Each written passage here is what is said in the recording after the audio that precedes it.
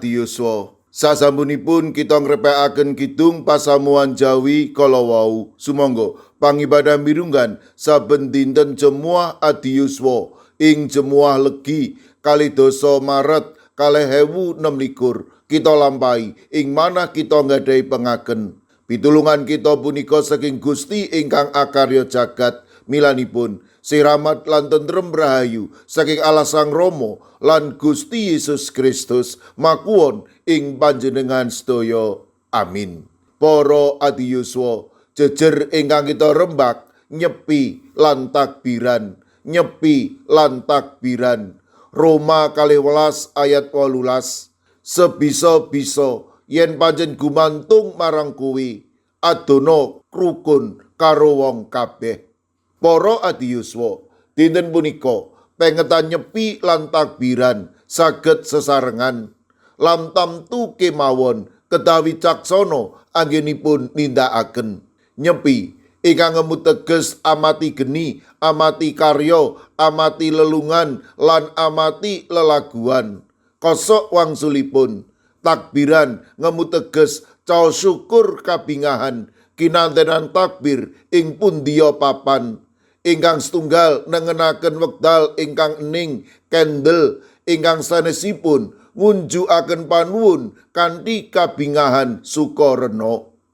Nalika kalih prastawa punika kelampahan sesarengan, kita kaemutaken dening Gusti lumantar Roma 12 ayat 18. Sebisa-bisa yen pancen gumantung marang kowe adono rukun karo wong kabeh. Tegesipun kedawi caksana anggenipun nindakaken malah kepara toleransi kedah dipun tengenaken. Toleransi dadi ngemu teges sinten setunggal kedah ngalah nanging kekalipun kedah ngajeni kapitadosan liyan. Takbiran ingkang ngemu teges kabingahan sukarna saged kanthi cara ngajeni sedherek ingkang nembe nyepi. Suwaliipun ingkang nembe nyepi ugi ngakeni wonten sedherekipun ingkang ugi nembe suka bingah awit kasil anggenipun poso. Sedaya punika kedah dipun lampahi awit sami kepingin rukun lan sedaya punika gumantung kalian kita ugi.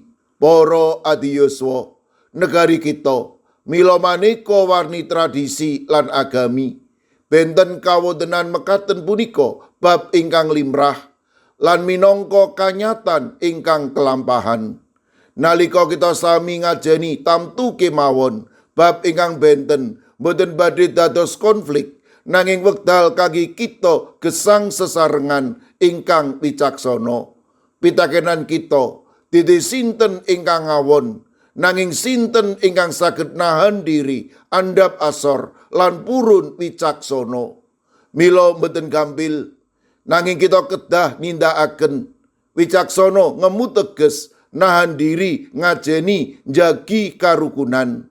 Mila nyepi lang tabiran kekalipun paring piwulang ingkang sami manungsa tinimbalan kangge gesang sesarengan kanthi manah ingkang resik urmat lan sesarengan jagi minangka titahipun Gusti.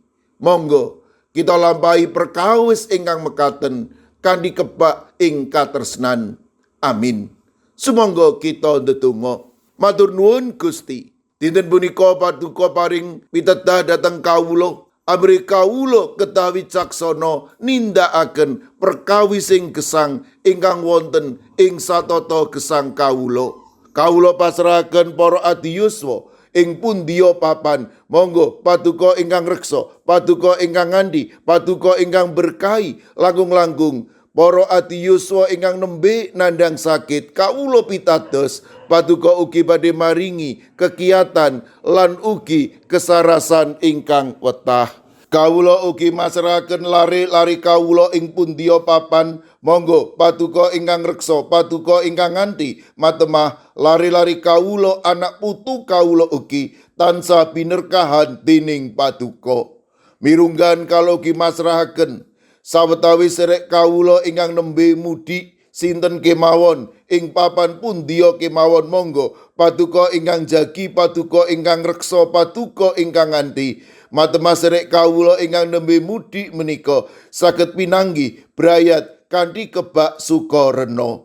Kawula ugi masrahaken kaudunipun gereja kawula Komisi Adi Yuswa sae ing gereja klase sinode Paduka Ageng matemas sedayanipun menika ndadosaken para Adi Yuswa caket raket kalian Paduka. Mirunggan kalau pasrahaken pengetan hari lanjut usia wonten ing Jakarta, monggo Gusti Paduka Ageng matemah lumantar halun menika para Adi Yuswa saged ngempal lan mengeti kados pundi pakaryan Paduka ingkang adi.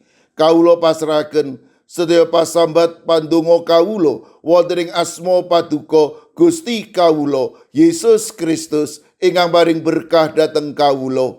Siramat lan tentrem rahayu saking Allah Sang Rama, Sang Putra, tuwin Sang Roh Suci makuwon ing panjenengan sedaya. Amin. Sumangga para Adi Yuswa kita pungkasi pangibadah punika srana ngrepekaken kidung. Sumangga.